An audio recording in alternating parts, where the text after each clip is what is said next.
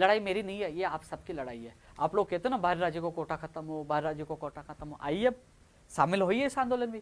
यह आंदोलन ऐतिहासिक होगा और सबसे बड़ा आंदोलन होगा, सबसे बड़ा और ऐतिहासिक आंदोलन होगा, शांतिपूर्वक होगा। और केवल मुख्यमंत्री जी को मैं निवेदन करना चाहूंगा, आप पर पूरा विश्वास है, आप ही न्याय प्रदान कर सकते हो, क्योंकि आपने हमेशा सुनी है, आप सुनोगे। आपने आश्वासन दिया था, आपने अधिकारियों को बोला था, लेकिन वो अधिकारियों ने आज तक जो आदेश दिए उनकी पालना नहीं हुई, इसलिए हम आक्रोशित है।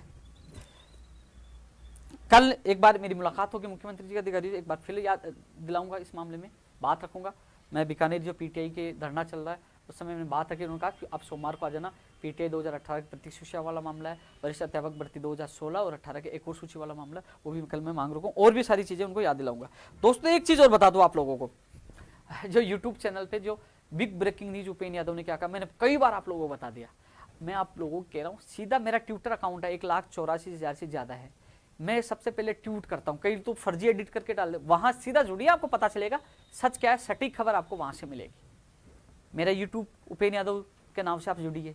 लोग यहां से उठा के दूसरे यूट्यूब चैनल पर डालते हैं, लेकिन उसमें बाहर कुछ डालते हैं, आपको भ्रमित करते हैं, इसलिए सीधा जुड़िए ना ट्विटर पे, सीधा जुड़। ट्विटर पे मैं मेरी फैन फॉलोइंग नहीं बढ़ाना चाहता मैं, इसलिए कि आपको पता चले, मैं रोज कुछ ना कुछ ट्वीट करता रहता हूं, जिससे आपको पता चले कि आज मैंने क्या ट्वीट किया। मैंने ट्वीट किया कि इस वीक में आपकी विज्ञप्ति नहीं आएगी, अगले वीक में आएगी, क्योंकि मेरी संबंधित अधिकारियों से बात हुई थी, उन्होंने कहा मैंने 2017 और 20 की विज्ञप्ति सरकार को भेज दी है, और उसमें क्योंकि वो तुलना कर लेंगे और इस पर फाइनल अनुमोदन सरकार को आना, क्योंकि शिक्षा मंत्री जी बिजी थे, आज शिक्षा मंत्री जी फ्री हो गए, तो आने वाले वीक में आपकी विज्ञप्ति जारी हो जाएगी, संबंधित अधिकारियों ने कहा था। और कल मैं कोशिश कर रहा हूं कि माननीय शिक्षा मंत्री से मिलकर कि आपकी विज्ञप्ति जल्द से जल्द जारी हो। जो लोग कह रहे हैं कि 25 अप्रैल को एग्जाम नहीं होगी, 25 अप्रैल को एग्जाम होगी, आपने देखो केबिट भी लगा दिए, और जल्द से जल्द विज्ञप्ति में जारी करवाकर जो इंतजार कर रहे हैं, जो तैयारी कर रहे हैं, उन लोगों को राहत मिले, उसके लिए भी मैं पूरी कोशिश कर रहा हूँ। कल माननीय शिक्षा मंत्री से मुलाकात करके मैं आपकी जल्द से जल्द विज्ञप्ति जारी कराने की कोशिश करूंगा। इसके अलावा 4 बजे मेरी मीटिंग है, वहां भी आपकी बात रखूंगा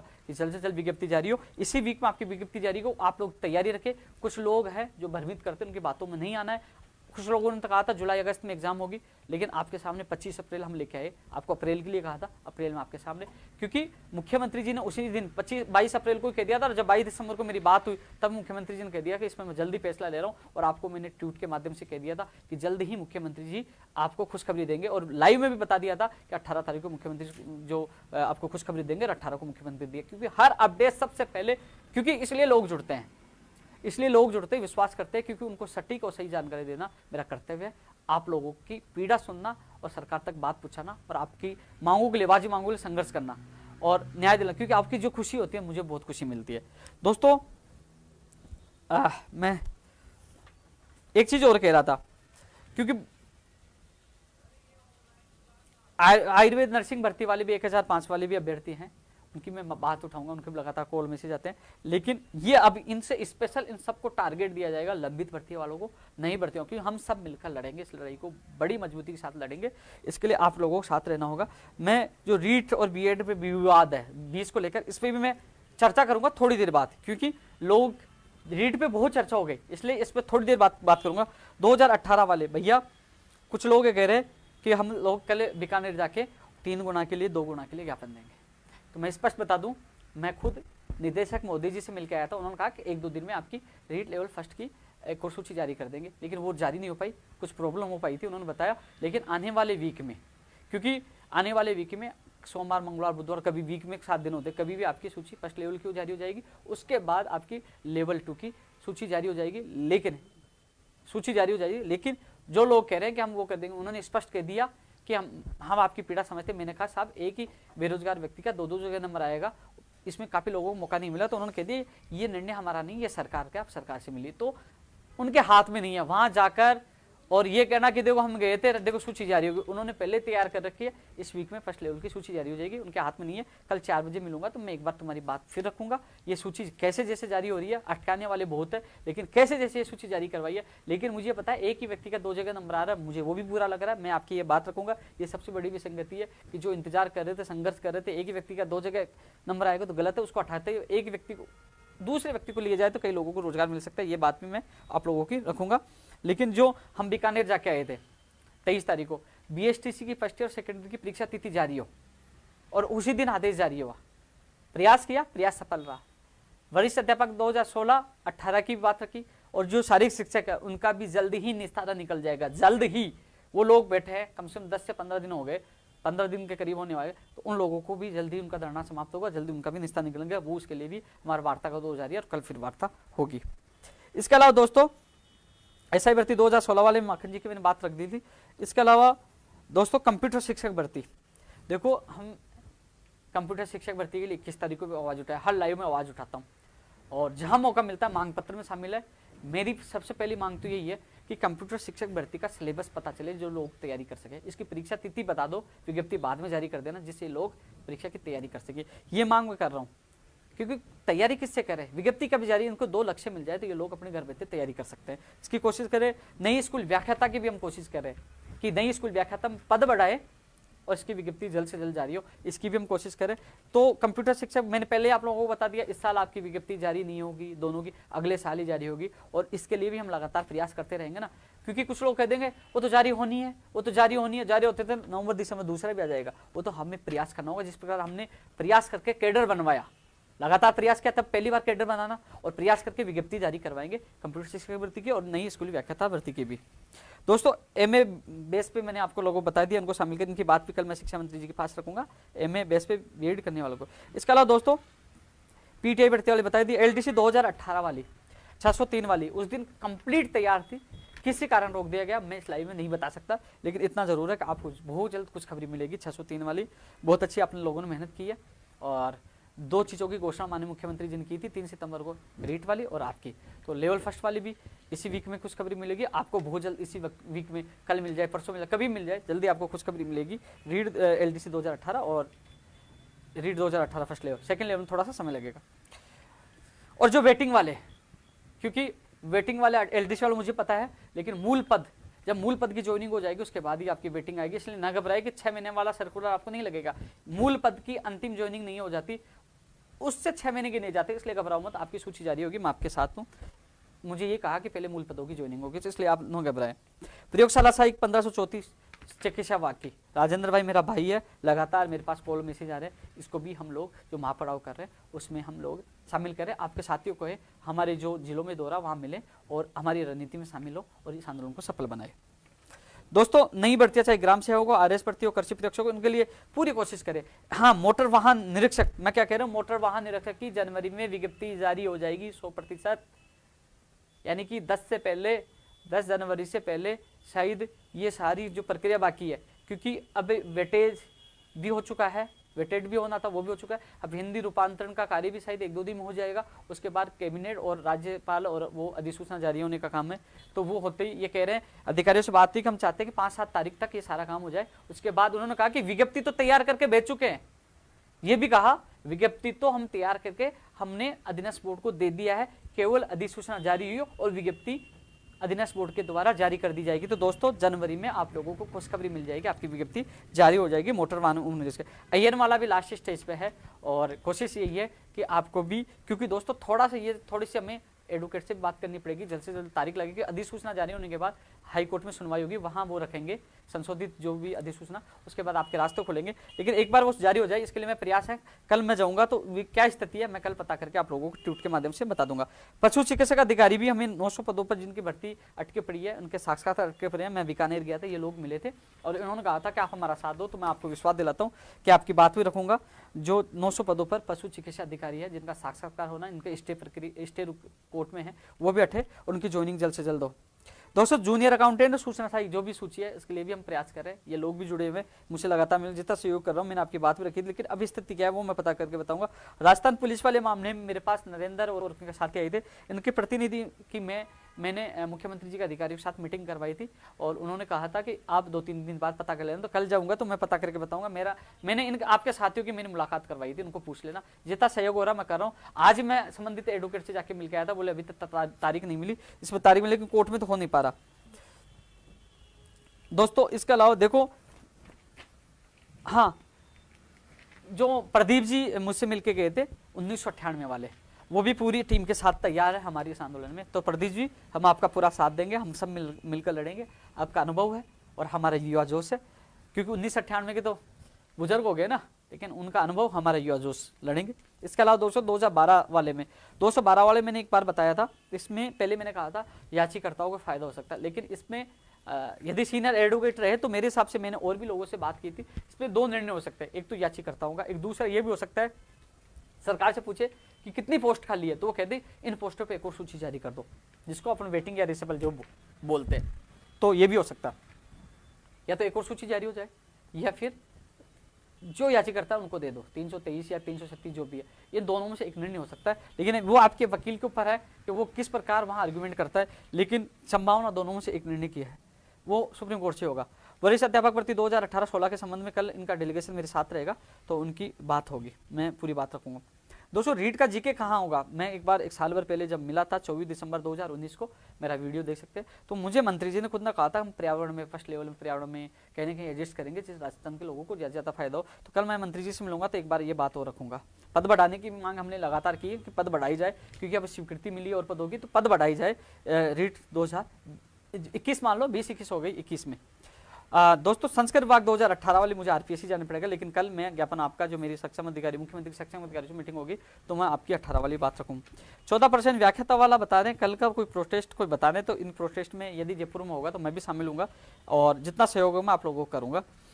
इसके अलावा दोस्तों रीट 2016 अंग्रेजी साइंस में ये अभ्यर्थी मुझे मिले थे फतेहपुर, और इनको मैंने जो चीज़ें बताई थी मैंने बता दिया था जहाँ सहयोग मांगोगे मैंने बता दिया कहाँ कहाँ सहयोग करना है मैं कर दूंगा, लेकिन आप मिलोगे, आप अपने साथियों से बात करिए, आपसे बात करें, मैं लाइव में नहीं बता सकता, लेकिन जितना सहयोग होगा मैं आप लोगों का जरूर करूंगा।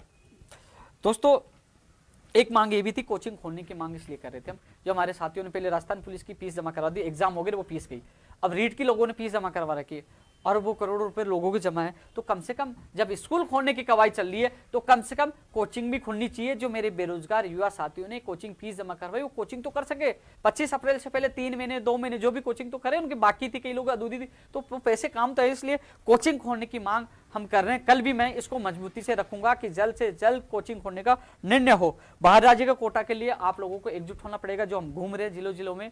हाँ एक चीज और बता दूं, आप मुझे धन्यवाद देना चाहूंगा राजेश बदाला, वरिष्ठ अध्यापक भर्ती 2018, उनकी टीम आ जाई, उन्होंने मुझे मान सम्मान दिया और कम से कम आज उन्होंने 11,000 रुपये का सहयोग किया संगठन को। तो मैं टेंशन में था कि 3-4 जिलों में जाएंगे, तो पहले भी बीकानेर गए थे, उधार दोस्तों से काम चलाते हैं, भाई तू देना वो देना, मेरे दोस्त कई एसपी रहेंगे, मैं नाम नहीं बता सकता, आप लोगों ने मना किया, लेकिन धन्यवाद आप लोगों को। जब भी मैं आपसे सहयोग मांगता हूँ आप लोग कहते हो भाई टेंशन मिल रहे हैं, हम आपके साथ हैं, आपके सहयोग से मेरी गाड़ी घूट रही है, क्योंकि अधिकतर लोग 99% नौकरी लगने के बाद सहयोग नहीं करते, चले जाते हैं। मैंने कभी उनको ये भी नहीं कहा कि मुझे सहयोग करो, उनकी इच्छा हो तो करो, लेकिन फिर भी राजेश बदाला आ जाया था, लेकिन इस सहयोग से कहीं ना कहीं हमारा जो जिलों का दौरा है उसमें बड़ा सहयोग मिलेगा और आगे भी, क्योंकि हम बढ़ा करने वाले हैं। तो आपको बहुत बहुत धन्यवाद। इसके अलावा दोस्तों नई पीटीआई भर्ती की मांग कर रहे हैं हम। 7,000 वंचित विद्यार्थी मित्र है, जो उनका फुलचंद जी का फोन आया था, भैया ये बात भी रखी थी, ये बात भी हम आपके साथ है, मैं समझता हूँ आप लोग आज भी वंचित हो, बेरोजगार हो, आप लोगों के लिए भी बात रखें। फार्मासिस्ट की भी मैंने बात रखी थी एक परीक्षा तिथि के लिए, कि लोग मुझे बहुत कमेंट और मैसेज कर रहे हैं। हाँ कुछ भूल तो नहीं गया, कुछ लोग कहेंगे कि कई बार भूल जाता हूँ तो लोग कहते हैं हम भूल गए। देखो वैसे एक चीज बताऊं, कुछ भर्ती को मैं भूल भी गया हूँ तो मैंने मांग पत्र शामिल है, और भूल भी गया हूँ तो मैंने 1, 2, 3, 4 जनवरी को आपको टाइम टेबल बता दिया, उन जिलों में आ रहा है वहाँ मिलो। उसके बाद अन्य जिलों की प्लानिंग करेंगे तो मैं आपको बता दूंगा, क्योंकि जनवरी में मेरे सारे युवा साथियों को एक जगह करना है, अलग अलग भर्तियों को जो वीक पड़े उनका साथ उनका सहयोग से इस आंदोलन को हम मजबूत बनाएंगे और इस लड़ाई में हमारी जीत होगी। तो सभी साथियों से मैं मिलूंगा भी, अन्य जिलों में मिलूंगा, कार्यालय मिलूंगा, और सबको टारगेट दिया जाएगा कैसे हमें क्या करना है और हमारी इस रणनीति को सफल बनाना है। दोस्तों इसके अलावा मैं एक बार और चेक कर लेता हूं, क्योंकि अधिकतर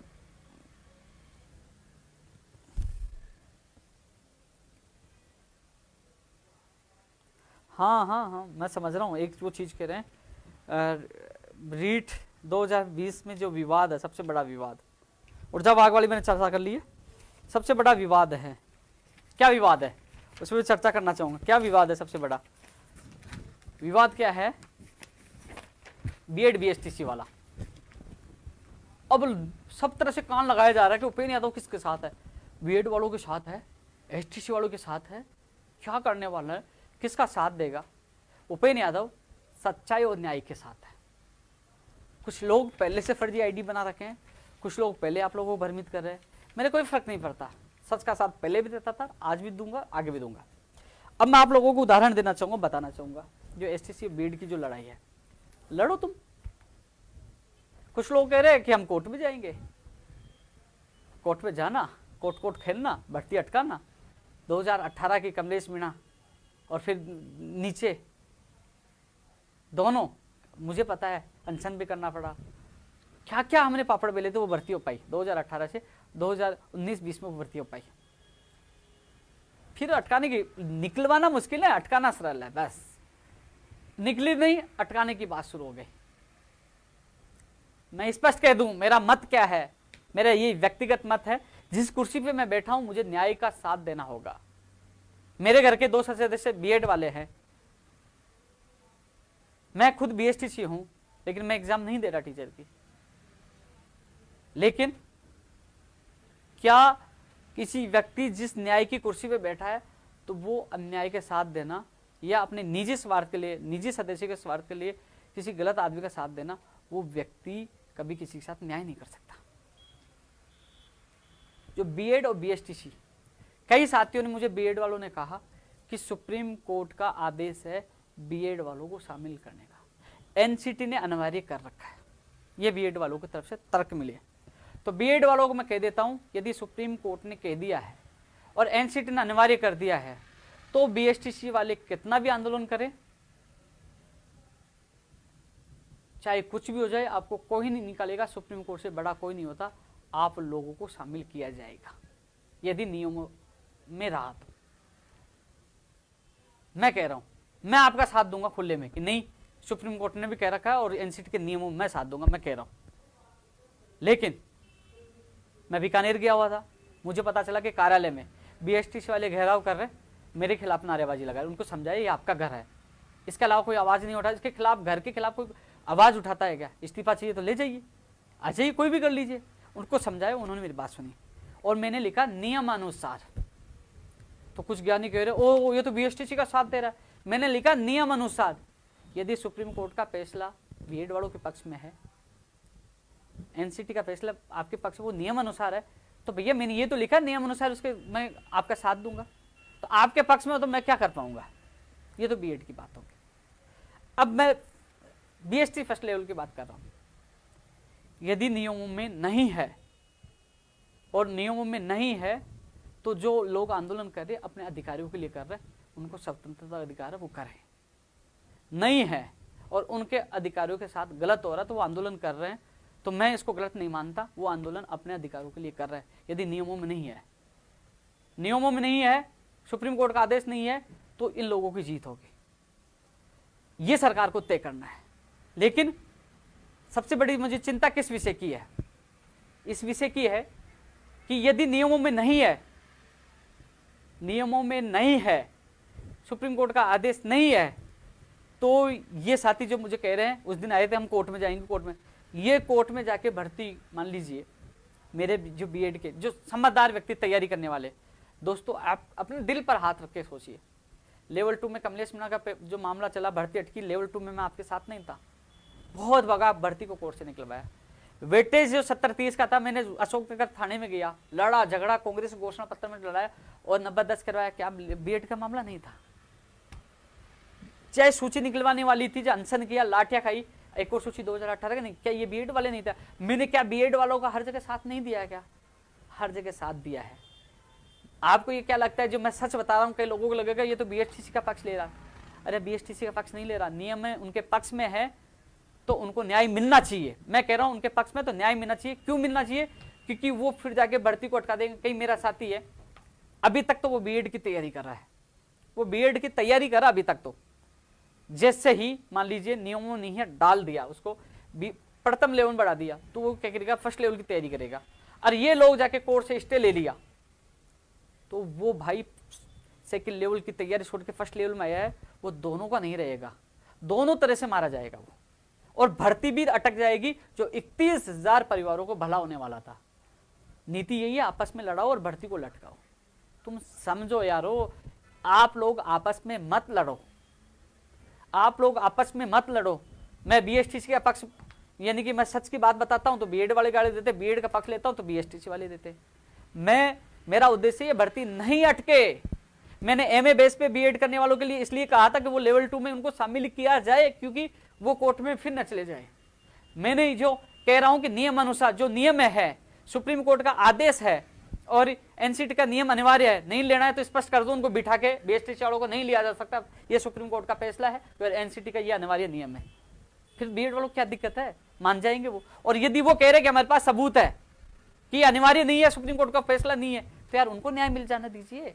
आप नियम और सुप्रीम कोर्ट के फैसले की उनकी, मैंने पहले भी कहा था कि सबका परीक्षण होना चाहिए, परीक्षण हो जाएगा, आंदोलन करने का सबको अधिकार है, और उसमें यह लगेगा सरकार को कि वास्तव में किसके साथ गलत हो रहा, किसके साथ सही हो रहा, वो सरकार को फैसला करना है। और वही मेरे साथ कार्यालय में आए तो मैंने कहा कि मैं कल भी शिक्षा मंत्री से मिलूंगा और 4 बजे मैं अधिकारियों के सामने बात रखूंगा कि ये भर्ती नहीं अटकनी चाहिए। 31,000 बेरोजगार को पेट पे लात मर जाएगी, उनके भविष्य पे लात मर जाएगी। इसमें नियम अनुसार परीक्षण करवाइए। जो कागज ये लोग दे रहे हैं, ये प्रूफ दे रहे हैं बीएसटीसी वाले जो आंदोलन करे, इनके कागज को परीक्षण कराएं कि इनके तथ्य सही है क्या। और जो बीएड वाले दे रहे हैं उसके बाद आप परीक्षण करिए कि नियम अनुसार क्या है, उसको न्याय मिलना चाहिए, चाहे बीएड वालों को मिले चाहे बीएसटीसी वालों को मिले, लेकिन नियम अनुसार होना चाहिए ना। अब फिर भी तुम ये कहोगे, एक दूसरे को कोसोगे, जो भी काम होगा ना नियम अनुसार ही होगा। इसलिए मैं ये चाहता हूं भर्ती नहीं उलझे। जो लेवल 2 की तैयारी कर रहा है, फर्स्ट लेवल की तैयारी करे, वो कंफ्यूज हो जाएगा, मैं किसकी तैयारी करूं, और कोर्ट में अटक गई तो वो कहीं कहीं नहीं रहेगा।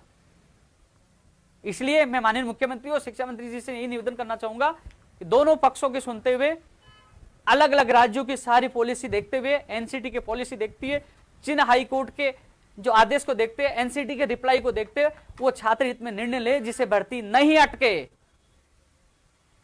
अटके। कुछ लोग जो आईडी बनाकर मेरे बीएड साथियों को, जो डिग्रीधारियों को गुमराह करने की कोशिश करेंगे, उपेन्द्र यादव बीएसटीसी वालों का पक्ष ले रहा है। मैं उनसे, मेरे साथियों को कहना चाहूंगा, बीएड वालों को, आप अपने दिल पर हाथ रखिए। 2016 बीएड वाले मंथन में आरपीएससी पढ़ा रहा, 18 के लिए मैं कोरोना में गया, 9,322 के लिए। बीएड वालों के लिए हर जगह मैं खड़ा रहा हूं। मैंने कभी भी दोगला ऐसा नहीं किया, दोगला नियम नहीं अपनाया, आपके लिए भी साथ खड़ा था। और जो यदि बीएसटीसी वाली अपने नियमों में सही है तो आपको भी ये मानना चाहिए कि हाँ नियमों में सही है, इनको न्याय मिलना चाहिए। क्योंकि कभी कभी व्यक्ति को अपने निजी स्वार्थ छोड़ने चाहिए कुर्सी पे, आपको भी, क्योंकि वो आपके छोटे भाई है। और नियमों में नहीं है तो उनको भी मैं कह दूंगा, भैया आप नियमों में नहीं है, मैं भी उनके साथ जाऊंगा। उनके एक व्यक्ति जो मेरे कार्यालय आए थे, घेराव कर रहे थे, उनको आश्वासन दिया था, आज मैं मंत्री से मिलवा कर आपकी बात रखूंगा, मेरा फर्ज है उनकी बात रखवाना। आप आओगे तो आपकी बात रखवा दूंगा, लेकिन जो होगा नियम अनुसार होगा। और यदि नियम अनुसार उनको न्याय मिलता है तो आप लोगों को द्वेषता नहीं फैलानी चाहिए कि बीएसटीसी वाला मेरा दुश्मन हो गया, वो आपका ही भाई है।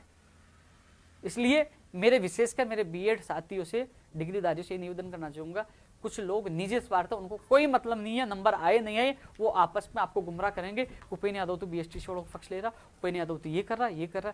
नहीं भाई, 31,000 मेरे बेरोजगारों को नौकरी मिले, वो अपने ही भाई है। ये भर्ती नहीं उलझे, आपस में आप नहीं लड़ो, एक दूसरे के दुश्मन नहीं बनो। इसलिए मैं चाहता हूं ये भर्ती समय पे हो, 25 अप्रैल को एग्जाम हो, आपको न्याय मिले। आवाज आ रही है क्या? आप लोगों को न्याय मिले। इसलिए नियमों के अनुसार सबका परीक्षण होना चाहिए। यदि बीएसटीसी वाले वो कागज जो दिखा रहे, एविडेंस उनके सत्य हैं, नियम अनुसार है, तो उनको न्याय मिलना चाहिए। और यदि आप कह रहे हो सुप्रीम कोर्ट का आदेश है कि बीएड वालों को बिठाना अनिवार्य है, एनसीटी का आदेश है कि अनिवार्य लेना है, तो आप लोगों को न्याय मिलना चाहिए, मेरा मत है। इसलिए ये भर्ती नहीं उलझे, इसलिए मैं पूरी कोशिश कर रहा हूँ। कल मैं मुख्यमंत्री जी का अधिकारी से मिलूंगा, वहां भी बात रखूंगा, और शिक्षा मंत्री से जब मैं मिलूंगा कि ये बात भी रखूंगा, कहूंगा जल्द से जल्द विज्ञप्ति जारी की जाए, जो लोग इंतजार कर रहे हैं, और ये भी बताया जाए कि कौन से लेवल में कितने पद होंगे, विषय अनुसार कितने होंगे, और पदों की संख्या भी बढ़ाई जाए। इसके अलावा उनको ये भी बताया जाए कि सामान्य ज्ञान कहाँ जुड़ेगा, जीके कहाँ जुड़ेगा, लोग कंफ्यूज हैं, वो भी उनके सामने स्थिति स्पष्ट होनी चाहिए। और तमाम चीज़ें मैं शिक्षा मंत्री से मिलकर बात करूँगा। शाम को 4 बजे मुख्यमंत्री जी के अधिकारियों के सामने बात रखूंगा। दोस्तों, हम सबको मिलकर, क्योंकि क्या सोच रहे हैं कि उपेन्द्र यादव तो फंस गया, कैसे निकलेगा? भाई, उपेन्द्र यादव सत्यता की बात करेगा। यदि सत्य होगा वहाँ उपेंद्र यादव उनके साथ रहेगा, असत्य के साथ नहीं होगा। चाहे मुझे कोई कितनी गाली दे, कुछ भी कहे, सत्यता के लिए लूँगा। और मुझे विश्वास है मेरे बीएड डिग्रीधारी जिनको लोग कुछ गुमराह कर रहे हैं या एसटीसी वाले, वो इस वीडियो को देखने के बाद वो पूरी चीज़ें चिंतन करेंगे कि वास्तव में हम सबको मिलकर ये लड़ाई लड़नी चाहिए, जल्द से जल्द विज्ञप्ति पद बढ़े और ये भर्ती जल्द से जल्द पूरी हो। नहीं कि हम चाहें कि कोर्ट में जाके भर्ती अटका दे, क्योंकि कुछ लोगों की यही इच्छा होती है कि भर्ती अटके और बस बेरोजगार भटकते रहे। तो दोस्तों इसके अलावा हर जिले में आप लोगों से मिलूंगा। यदि मेरा 100% आप लोगों को देने की कोशिश करता हूँ। जिस भर्ती का नाम नहीं लिया हो, जो मुद्दा मैं भूल गया हूँ, तो आप लोग जिस जिले में आऊँ मुझे जरूर अवगत कराएं, मिले। इसके अलावा अन्य जिलों में भी आऊँगा। फरवरी की फर्स्ट वीक में कहाँ कैसे होगा वो भी जल्दी आप लोगों को ट्विटर के माध्यम से, फेसबुक के माध्यम से अवगत करा दिया जाएगा और जल्दी मैं लाइव के माध्यम से आप सबके सामने आऊँगा। तो साथियों, आप लोग जिस प्रकार मुझे लगा कि आप लोगों का स्नेह कितना है, प्यार कितना, मैं थोड़ी देर के लिए क्या डिस्कनेक्ट हो गया, इतने फ़ोन आ गए भाई साहब कैसे हो गया, तो आज मुझे लगा कि हाँ मैं अच्छा काम कर रहा हूँ। मुझे उन चीज़ों से कोई फर्क नहीं पड़ता। जो मैंने आज उदाहरण दिया था कि 2 तरह के लोग होते हैं, तो उनका तो दिमाग ये चलता है कि मैं टांग तो कैसे खींचूं, लेकिन खींच ले, ये टांग है ना खींचने वाली नहीं है, ये सच के लिए लड़ाई लड़ने वाली है। चाहे जान चली जाए पीछे नहीं हटने वाला। सीना ठोक के कहता हूँ, लड़ता हूँ और लड़ता रहूंगा, किसी के बाप से नहीं डरता और लड़ूंगा। फिर मिलूंगा आप लोगों से एक और वीडियो के साथ। जय हिंद, जय भारत।